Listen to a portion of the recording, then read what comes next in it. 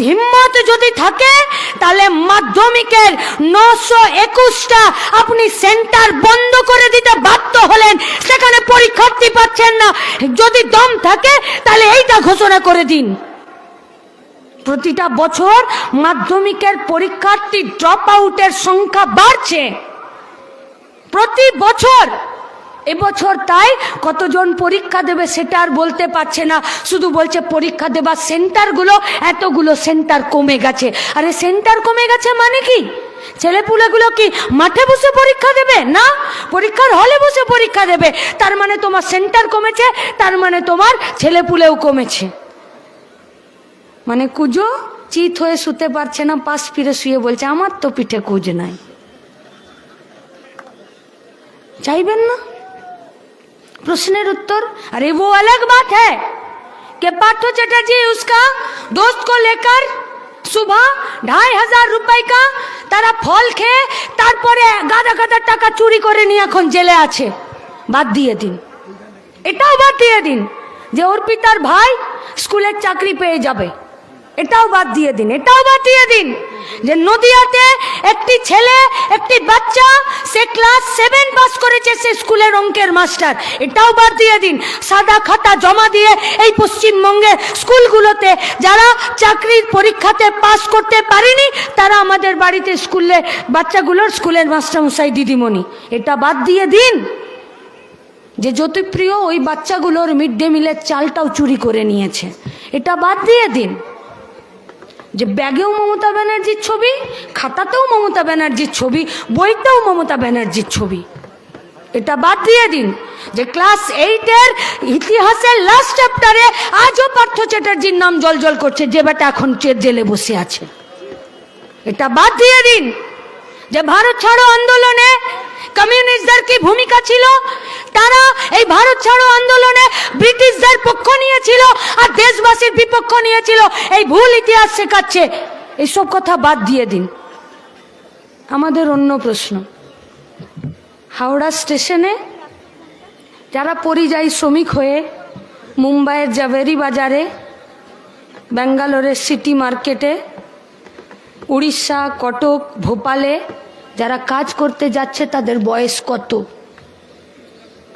Ghatal sub ডিভিশনের অনেক পাড়া গাঁয়ের মায়েরা, কাকারা, দিদিরা এসেছেন, এমনি যান, শীতের দিন আছে, ঘুরতে হাওড়া স্টেশনে, যেখানে 22, 23, 21, 19 নম্বরের প্ল্যাটফর্মগুলো, সেই দিকে একবার যান। 13 থেকে শুরু করুন। যখন মেচেদা, পূর্ব মেদিনীপুর, পশ্চিম মেদিনীপুরের এই দিক থেকে লোকাল ট্রেনগুলো যায় তখন হুড়হুড় করে ওরা সব নামে, আর তারপরে ওই 13 নম্বর প্ল্যাটফর্মটা বাদ দিয়ে 14, 15, 16, 17, 18, 19, 20, 21, 22-এ চলে যায়। তখন ওরা চাপে, কোন ট্রেনে চাপে? যে ট্রেনগুলো এই গোটা পশ্চিমবঙ্গ থেকে আমার বর্তমান আর আমাদের ভবিষ্যৎকে নিয়ে চলে যায় পশ্চিমবঙ্গের বাইরের রাজ্যগুলোতে। কিসের জন্য যায়? কাজ পাবার জন্য যায়। কেন কাজ পেতে চাইছে? কারণ পশ্চিমবঙ্গে কাজ নেই। কেন পশ্চিমবঙ্গে কাজ নেই? কারণ পশ্চিমবঙ্গে কলকারখানা খোলা, পরিষেবা ক্ষেত্রে যে টাকা বরাদ্দ করে এখানে কাজের জায়গা খোলার দরকার, সেই কাজের জায়গাগুলো তৈরি হচ্ছে না। কেন চলে যাচ্ছে? কারা যাচ্ছে? 15 বছর, 14 বছর, 13 বছর, 12 বছর, যার ক্লাস 6-এ, 5-এ, 7-এ পড়ার কথা, সেই সব ছেলেগুলো হয় বাবার হাত ধরছে, নইলে কাকার হাত ধরছে, নইলে এলাকাতে যারা লেবারদের সুপারভাইজার বা ঠিকাদারি করছে তারা এসে নিয়ে টেনে নিয়ে চলে যাচ্ছে। জানে না কেউ? জানে তো? আপনারা জানেন না? জানেন তো? मीडिया जाने ना, वो भी जानते हैं, लेकिन क्या कीजिएगा, पट्टा जिसके हाथ में है उसी का बात बोलेगा। ওরাও শ্রমিক, কিচ্ছু করার নেই। এখানে দুটো এসে দীপশিতার কাছে বাইট নিয়ে যাবে, 3টে বাইট হয়তো আমার কাছে নিয়ে যাবে, 2টো বাইট হয়তো বাদশার কাছে নিয়ে যাবে, আমাদের যে নতুন ছাত্রের সম্পাদক সভাপতি আছে তাদের কাছে নিয়ে যাবে, গিয়ে হাউসের টেবিলে ফেলবে। হাউসের টেবিল বলবে এই হাঁটাও, এইসব খবর দেখানো যাবে না। কেন? কারণ এই সব খবর দেখাতে গেলে এই সব খবরের গভীরে যেতে হবে। এই সব খবর দেখাতে গেলে স্বীকার করতে হবে স্কুল বন্ধ।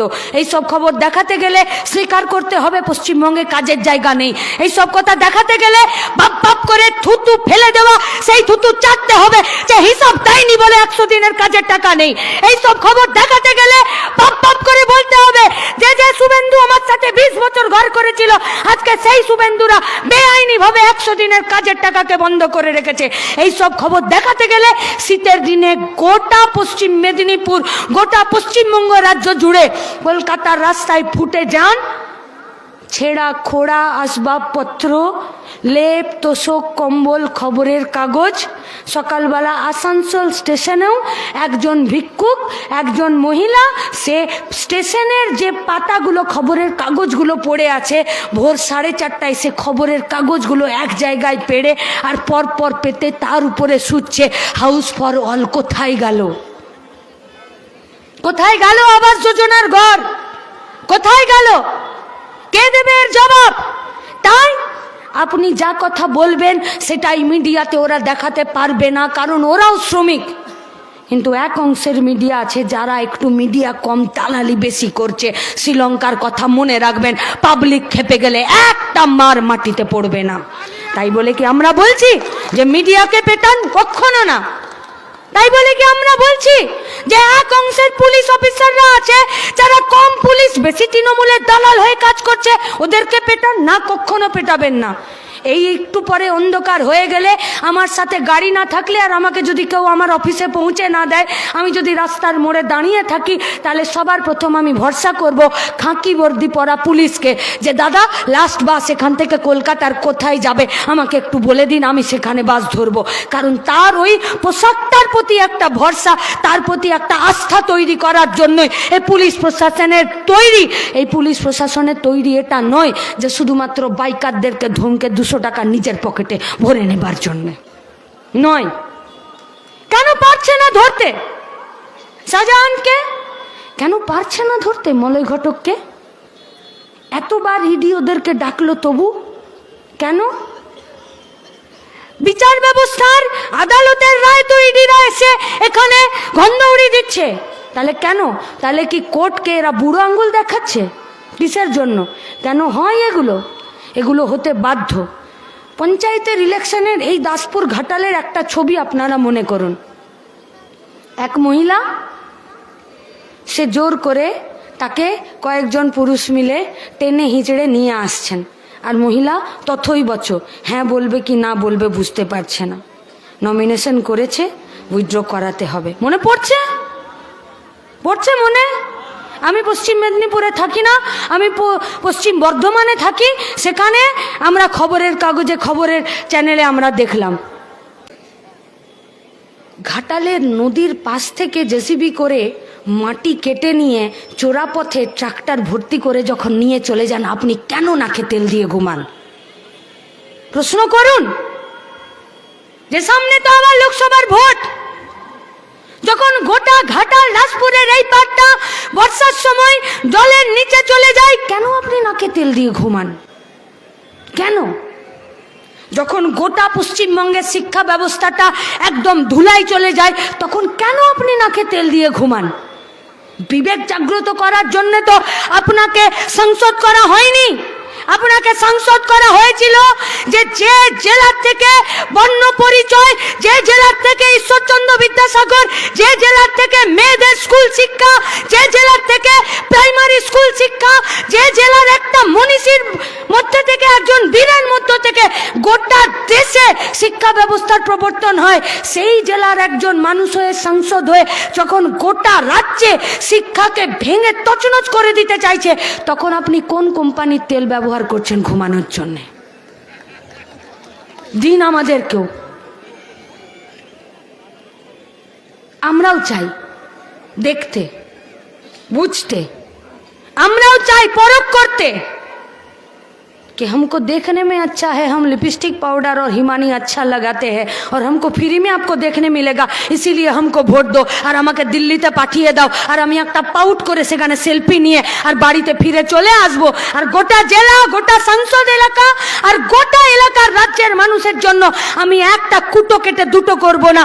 তাহলে আপনাদেরকে রাজনীতির বিরাজনীতিকরণ করার জন্য আর গোটা রাজ্যের ভবিষ্যৎকে ধ্বংস করে দেওয়ার জন্য যে দলটা আপনাদের পাঠাতে চাইছে সংসদে, তাহলে আপনি কি শুধুমাত্র বিবেক জাগ্রত করার কাজে থাকবেন? কে ভালো কে মন্দ, কে খারাপ কে ভালো, এইসবের জন্য না। তাহলে শেষ কথা আমার আপনাদের কাছে, দেখে নিয়েছেন, বুঝেও নিচ্ছেন। জিনিসপত্রের দাম থেকে শুরু করে ওষুধপত্রের দাম, বই খাতার দাম থেকে ইলেকট্রিক বিলের দাম, কাজের জায়গার থেকে পরিযায়ী শ্রমিক, ফেরত আসা লাশ, স্কুলের বন্ধ হয়ে যাওয়া গেট, মিড ডে মিলের থালা থেকে পুষ্টি উধাও, গোটা রাজ্যের মেয়েদের পুষ্টি এবং তাদের ভবিষ্যৎ খারাপ। স্কুলের কলেজের মাস্টারমশাইদের কলার ধরে টেনে হিড় করে মার দেওয়া, পুলিশকে টেবিলের তলায় লুকোতে বাধ্য করা, মিডিয়ার লোকজনদেরকে পিটিয়ে সোজা করে দেওয়া, আর পুলিশের গাড়িতে বোম মারা, আর যদি দিল্লি থেকে লোক আসে তাহলে কেলিয়ে খেদিয়ে দেওয়া। এটাই যদি রাজ্যের সংস্কৃতি হয়, এই সংস্কৃতির বিরুদ্ধে আমরা লড়ব। আর এই সংস্কৃতির বিরুদ্ধে লড়তে গিয়ে ওরা যদি এই এজেন্ডাকে ভয় পায়, তাই যদি কেউ মন্দির আর কেউ মসজিদ, কেউ রাম আর কেউ জগন্নাথ করে, আমাদের কচু পোড়া, আমরা রুটি রুজি কাজ শিক্ষার দাবিতেই রাস্তায় ছিলাম, রাস্তায় আছি, রাস্তায় থাকবো। আর সেই রাস্তাতেই আপনাদেরকেও আমাদের পাশে এসে দাঁড়ানোর আবেদন আমরা করতে পারি।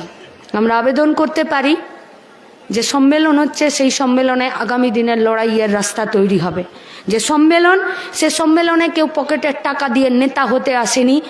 নেতা হয়ে রাস্তায় থেকে সুদীপ্তর খাতাতে নাম লিখাতে পারবো কিনা তার জন্য ছটফট করে আমাদের কমরেডরা, সেই লড়াইয়ে থাকে। আমাদের কমরেডরা সেই লড়াইয়ে থাকে যে জানতো একবার যাবে, মানটা এক নম্বরে মাথার উপরে থাকবে। তাই তো আজও রোহিতের মারা আমাদেরকে বলে পাঠায়, একটা রোহিত গেছে, অসংখ্য রোহিত রাস্তায় আছে, লড়ে যাও। তাই সেই সমস্ত রোহিত, সুদীপ্ত আর স্বপন কোলেদের বন্ধুরা, ভাইয়েরা, বোনেরা যারা রাস্তায় থাকছে, আমরা যারা বড়রা আছি, আমাদের দায়িত্ব হলো এই লড়াইকে তাদের শেষ ডেস্টিনি পর্যন্ত, তাদের শেষ গন্তব্য পর্যন্ত নিয়ে যাবার জন্য তাদের সাথে থাকা, তাদের হাত ধরে রাখা, তাদের হাত না ছেড়ে দেওয়া। আমরা ছাত্রদেরকে যুব আন্দোলনের পক্ষ থেকে শুধু এটুকুই বলতে পারি, লড়ে যাও, তোমাদের লড়াই আমাদেরকে শেখায়। আর তোমরাই বলো, পড়তে গেলে লড়তে হয় আর লড়তে গেলে জিততে হয়। তাই যে লড়াইটা জেতার জন্য, সেই লড়াইটা জেতার জন্য তোমরা যখন রাস্তায় আছো, তোমাদের সাথে পাশ ফিরে তাকালে, পিছন ফিরে তাকালে তোমরা তোমাদের দাদা দিদি কাকা কাকিদের পাবে। ভয় নেই, ভয় তোমরা পাও না। শুধু সামনের দিকের যে লক্ষ্যটা, সেই লক্ষ্যে অবিচল থেকে আরও এগিয়ে যাও। আমরা তোমাদের সাথে আছি, এই লড়াইয়ের শেষ দেখেই ছাড়বো। ইনকালাব জিন্দাবাদ, SFI DYFI জিন্দাবাদ।